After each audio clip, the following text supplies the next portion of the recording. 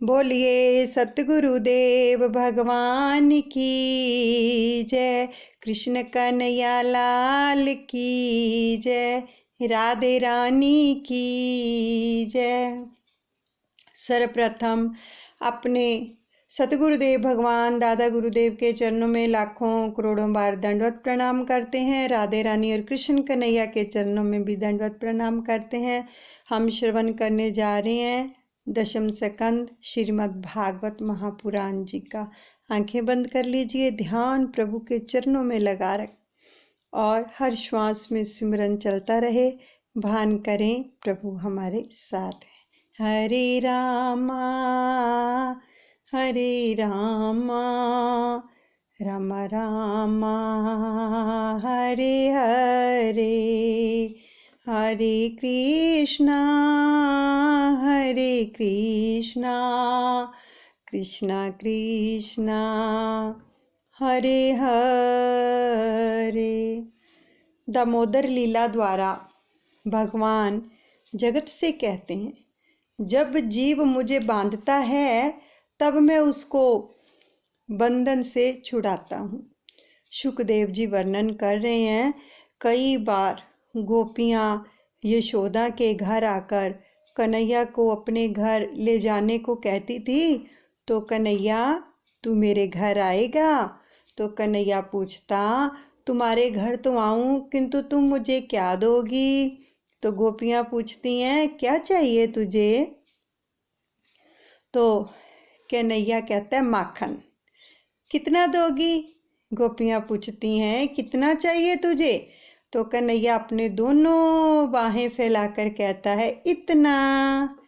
तो गोपी पूछती है, इतना सारा माखन तू कैसे खा सकेगा?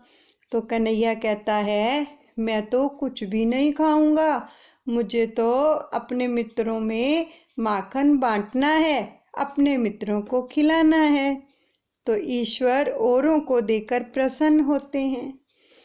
खाने वाले की अपेक्षा औरों को प्रेम से खिलाने वाले को अधिक आनंद मिलता है। अब देखो यहाँ पर बहुत सुंदर वचन आ रहे हैं। क्या कह रही हैं भागवत जी कि खाने वाले की अपेक्षा औरों को प्रेम से खिलाने वाले को अधिक आनंद मिलता है। जब हम घर में भी रसोई गृह में सभी गृहिणियाँ भोजन बनाती हैं तो अपने घर के सदस्यों को जब परोस परोस कर देती हैं तो सच में जो आनंद से देती हैं उनको कितना आनंद आता है।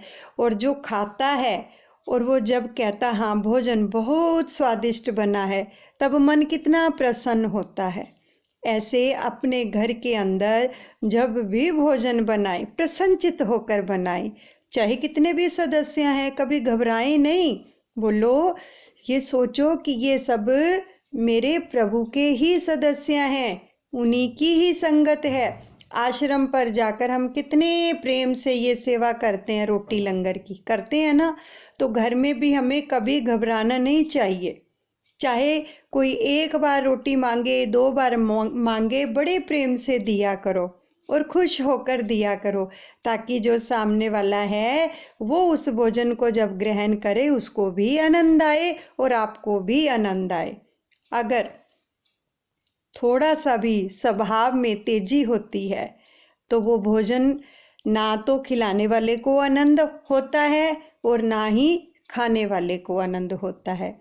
इसलिए प्यार से भोजन खिलाएंगे तो दोनों ही आनंद में रहेंगे। तो मन माखन सा कोमल हो पाए और जीवन मिश्री सा मधुर, तो कन्हैया अवश्य आएगा। गोपी ने सोचा, इसे माखन दूंगी तो वह उसे लेकर तुरंत चला जाएगा, तो उसे कुछ देर रोकना चाहिए। तो उसने कहा, लाला माखन मुफ्त में नहीं मिलेगा, तो मुझे मेरे घर का कुछ कुछ काम भी करना होगा। लाला को बोलती है कि तुझे मेरे घर का कुछ कुछ काम भी करना होगा, भी मैं ऐसे माखन नहीं दूंगी। तो कन्हैया ने पूछा, कौन सा काम करना होगा मुझे? गोपी ने कहा, जा वह जो है पाट लिया। तो वैसे वह था कि बड़ा वजनदार, किंतु कन्हैया ने सोचा उसे उठा लाऊंगा तो सभी बालकों को माखन खिला दूंगा, उनको खिला सकूंगा। तो वह पाट जो था वजनदार था, सो हाथ से छूट गया और कन्हैया का पीताम्बर भी खिसक गया। देखो, ये बहुत ही प्यारी लीलाएं हैं। जब इनका वर्णन हो रहा है, हम रसपान करें तो अपनी आंखों के सामने वैसी ही लेके आओ, बहुत आनंद आएगा। साथ में सिमरन करते रहो। और ब्रह्म ज्ञान प्राप्त होने के बाद भी विद्या का अंश बाकी रह जाता है, क्योंकि प्रारब्ध कर्म तो जो है भुगतना ही पड़ता है। अज्ञान का पूर्ण नाश हो जाए तो प्रारब्ध कौन भोगेगा। और ब्रह्म ज्ञान से प्रारब्ध कर्म का नाश नहीं हो पाता। अब ब्रह्म ज्ञान से क्रियामान और संचित कर्मों का नाश होता है। जब तक इस देह का प्रारब्ध है तब तक अविद्या शेष रहती है। प्रारब्ध कर्मों के भुगतान के बाद उसका नाश होता है। ज्ञानी को ब्रह्म साक्षात्कार होने पर अविद्या का अंश बाकी रह जाता है और कुछ आवरण के साथ साक्षात्कार होता है, किंतु इन व्रज भक्तों को तो अनावृत श्री कृष्ण के दर्शन होते हैं। वैसे तो दुर्योधन को भी श्री कृष्ण भगवान के दर्शन हुए थे, किंतु बीच में माया का आवरण था, सो उसका उद्धार नहीं हो पाया। कन्हैया पाट लाया और उसने माखन मांगा तो गोपी ने कहा, लाला तू नाच तो सही जरा। माखन के लोभ से कन्हैया अब नाचने लगा। जगत को नचाने वाला नटवर गोपी के प्रेम के वशीभूत होकर स्वयं नाच रहा है। नटेवरे नागर नंदा बजो रे मन गोविंदा, गोविंदा गोपाला भजो रे मन गोविंदा। नटवरे नागर नंदा भजो रे मन गोविंदा। कवि रसखान कहते हैं, शेष महेश गणेश दिनेश सुरेश हूँ जाहि निरंतर गावें, जाहि अनादि अनंत अखंड अछेद अभेद सुवेद बतावें। नारद से शुक व्यास रटे पाची हारे तहु पुनि पार न पावें, ताहि अहीर की छोहरियां छछिया भर छाछ पे नाच नचावें। गोपियों के प्रेम से बंधे हुए श्री कृष्ण उनके घरों का काम कर रहे हैं। गोपियों के सिर पर पानी की गगरिया चढ़ाते हैं, सामान इधर उधर करने में मदद करते हैं और उनके मनोरंजन के लिए नाचते भी हैं। अब ब्रिज की इस लीला में ज्ञान वैराग्य नहीं, प्रेम भाव ही मुख्य है, केवल प्रेम।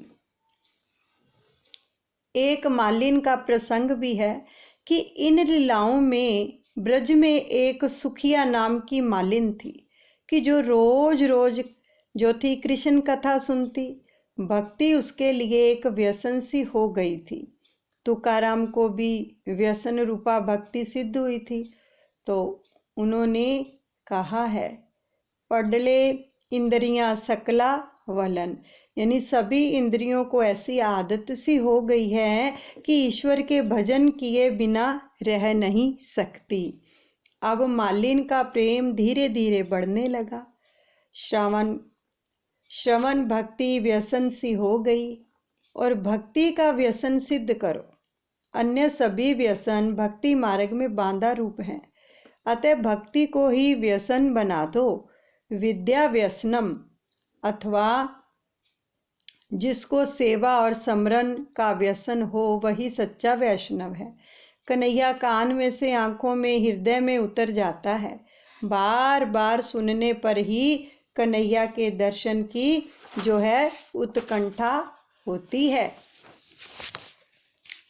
लाला के दर्शन के लिए जो है सुखिया आती है। कन्हैया के दर्शन के लिए। तो अधिकार के बिना भगवान के दर्शन नहीं हो पाते। यदि सुख सुविधा की इच्छा बनी रही तो भगवान के दर्शन नहीं होंगे। जीव जब पूर्णतः निष्काम और वासनाहीन बनता है तभी वे दर्शन देते हैं। ईश्वर दर्शन के सिवाय अन्य कोई भी वासना सूक्ष्म रूप से शेष रह गई होगी तो ईश्वर दर्शन नहीं देंगे। अब सुखिया मालिन हर रोज नंद बाबा के आंगन में आती जाती थी, किंतु जो कन्हैया था वो बाहर निकलता ही नहीं था। सो उसने एक भूदेव से कृष्ण दर्शन का उपाय पूछा और भूदेव यह जानकर प्रसन्न हुए कि यह एक जिज्ञासु और सुपात्र जीव है। तो उन्होंने सुखिया से कहा, अपने घर में बाल कृष्ण की सेवा साधना स्मरण करती रहोगी तो वह प्रसन्न होगा। अब ईश्वर को वश में करने का एक अच्छा साधन है सेवा और सिमरन। आग्रह सेवा सिमरन का रखो, ईश्वर दर्शन का नहीं। जीव को पात्रता मिलते ही ईश्वर उसे दर्शन देते हैं। लंबी लंबी दाढ़ी वाले साधु भी दर्शन के लिए आते रहते थे। कन्हैया सोचता था कि इन साधुओं की दाढ़ी जितनी बाहर उतनी ही अंदर भी हो सकती है।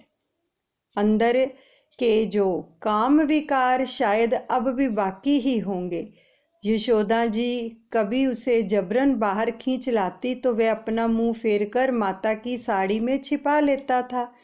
वे साधु अभी मुख दर्शन पाने के योग्य नहीं हो पाए थे। तो भगवान तो तन की बात भी जानते हैं और मन की। पात्रता पाए बिना जीव ईश्वर का दर्शन पा नहीं सकता। और मालिन ने कहा, मैं सेवा कैसे करूं? मैं तो बड़ी गरीब हूं। भूदेव ने कहा, तू रोज 21,000 बार माला फेरना और कुछ साधन तो करना ही होगा। साधन करते करते जीव जब जो है नम्र होकर आंसू बहाने लगता है तब ईश्वर कृपा करते हैं। कथा श्रवण करने के बाद कुछ व्रत नियम लिया जाए। कथा मार्गदर्शिका है, कथा श्रवण करने पर कुछ तो व्रत करो। मालिन को भांति भांति के साधन बताए गए, किंतु वे सब उसके अनुकूल नहीं थे। तो भूदेव ने कहा, यदि तू कुछ भी नहीं कर सके तो कम से कम नंद बाबा के घर की हर रोज 108 बार प्रदक्षिणा कर। और प्रणाम साष्टांग किए जाते हैं। और प्रदक्षिणा चतुरंग, परिदक्षिणा करते समय हाथ जोड़ वंदन करते हुए प्रभु का नाम जपते रहना। कीर्तन करते करते धीरे धीरे परिदक्षिणा की जाए। कुछ लोग इस तरह दौड़ते हुए परिदक्षिणा करते हैं मानो उनके पीछे कोई भूत दौड़ा हुआ आ रहा हो। परिदक्षिणा में ऐसी भागदौड़ अच्छी नहीं है। परिदक्षिणा मतलब कि जब हम चारों तरफ प्रभु के जो परिदक्षिणा करते हैं उसमें दौड़ना नहीं होता। बड़े ही राम से चलकर परिक्रमा, जिसको हम परिक्रमा कहते हैं, जब परिक्रमा करते हैं तो दौड़ना नहीं होता है। बड़े प्रेम से एक एक पाँव जब चलते हैं तो एक एक कदम के साथ नाम जपना है। तो समझो कि हम प्रभु की परिक्रमा कर रहे हैं। मन में और कोई इच्छा नहीं होनी चाहिए और बड़े प्यार से जो है परिक्रमा करनी चाहिए। तो 3 वर्षों तक परिदक्षिणा का यह नियम बनाए रखना। कन्हैया अवश्य दया करेगा। तो मालिन ज्योति इस प्रकार रोज परिदक्षिणा करने लगी। तो मनुष्य प्राय अपने दैनिक कार्य तो नियम पर करता है, निद्रा और भोजन में तो वह बड़ा नियम रखता है, किंतु भजन में उसकी जो नियमितता है वो ना जाने कहाँ हवा हो जाती है। तो भजन किए बिना खाने वाला पाप खाता है। मनुष्य जितनी देखभाल अपने कपड़ों की करता है, यदि उतनी ही देखभाल अपने मन की भी करे तो वह क्या है, मलिन नहीं हो पाएगा। मन जो है उसकी मैल धुलती रहेगी जब जब वो नाम जपेगा। तो सत्कर्म में जो है नियमितता होनी चाहिए। अब नियमित सत्य कर्म करने वाला ही संत है। नियम रखने वाले को ठाकुर जी परीक्षा भी लेते हैं उसकी। और जो मालिन रोज परमात्मा को मानती रहती थी, नाथ दर्शन दीजिए। 3 वर्ष पूरे हो गए। अब तो कृष्ण विरह असहा हो गया है, उसका मन भी शुद्ध हो गया है। आज उसने निश्चय किया है, जब तक कन्हैया का दर्शन ना कर पाऊं तब तक मैं नंद बाबा के आंगन में नहीं हटूंगी, उनके आंगन से। तो जीव जब प्रभु की वियोगा अग्नि में छटपटाने लगता है तो भगवान भी आ मिलते हैं। अपने सिर पर फूल फल की टोकरी उठाए सुखिया मालिन परिदक्षिणा करने लगी। परमात्मा को शबरी के बेर याद आ गए और दर्शनातुर मालिन को मुझे दर्शन देना होगा। और कटी पर सोने की जो करधनी, हृदय में बाजूबंद, गले में कंठी, पग में पैजनिया और मस्तक पर मोर पंख से विभूषित बाल कन्हैया ठुमक ठुमक कर छुमक छुमक कर करता हुआ आंगन में आ गया। दर्शनातुर जो मालिन के सामने आकर हाथ फैलाकर लाला फल मांगने लगा। बाल कन्हैया से मालिन भी बातें करने के लिए आतुर थी। अपने सुख दुख की बातें कन्हैया से एकांत में कहना, अपने दुख की कथा कृष्ण के सिवाय किसी और से ना कहना, वह तुम्हें सुख देगा।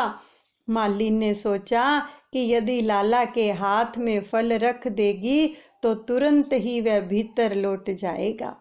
सो वह उसको बातों से रोकने लगी। मैं फल देने नहीं बेचने आई हूँ, फल ले और मुझे अनाज दे। फिर उसे दुख भी हुआ कि अनाज मांगा ही क्यों, उसे कोई संतान नहीं थी। यदि मेरे घर पुत्र हुआ तो मैं बड़ी पापनी हूँ। कन्हैया बड़ा दयालु और प्रेमी है, वह मेरी गोद में आएगा तो मैं उसे प्यार करूंगी। अब बाल कृष्ण दौड़ता हुआ 2 मुट्ठी भर चावल ले आया और जो मालिन की टोकरी में रख दिए। और अब तो फल दो। मालिन ने कहा, मेरी गोद में तो बैठ बेटा, मैं तुमसे दुख सुख की बातें करना चाहती हूँ। तो कन्हैया उछलकर उसकी गोद में जा बैठा। मालिन की इच्छा परिपूर्ण हुई, ब्रह्म संबंध संपन्न हुआ। हजारों वर्षों का विरही जीव आज ईश्वर से जा मिला। प्रेम में कभी तृप्ति होती भी है क्या? कन्हैया कहने लगा, मैं तो सभी का बालक हूँ, पिता हूँ और माता भी हूँ। मेरे साथ जो जैसा प्रेम करेगा वह वैसा ही पाएगा। मालिन ने लाला को बड़े अच्छे मीठे फल दिए। दोनों आनंदित हो गए। फल मिलते ही लाला भागा हुआ घर में चला गया। अब मालिन ने प्रभु से प्रार्थना की कि कहीं अपने कन्हैया को अपनी ही नजर न लग जाए। अपनी टोकरी को लेकर सुखिया घर वापस आई। टोकरी सिर से उतारी तो देखा कि वह तो रत्नों से भरी हुई है। उसे सुखद आश्चर्य हुआ। सोचने लगी कि मेरे जन्म जन्मांतर का दरिद्र्य दूर हो गया। देखो प्रभु कैसे कृपा करते हैं, उनको सब पता होता है। जो जीव भी प्रभु से, सतगुरु से प्रेम करते हैं, उसकी व्यथा का, अपने प्रेमी की व्यथा का उसको पता होता है कि इसको क्या चाहिए। लेकिन क्या है कि हमें सच्चा प्रेम करना चाहिए। देखो उस मालिन को कितना आनंद हुआ जब कन्हैया उछलकर उसकी गोद में आ गया। सारे सुख मिल गए। जिसके गोद में प्रभु ही आ जाएं तो बाकी शेष रह क्या गया? कुछ भी तो नहीं रह गया। ये सब प्रेम से मिलता है।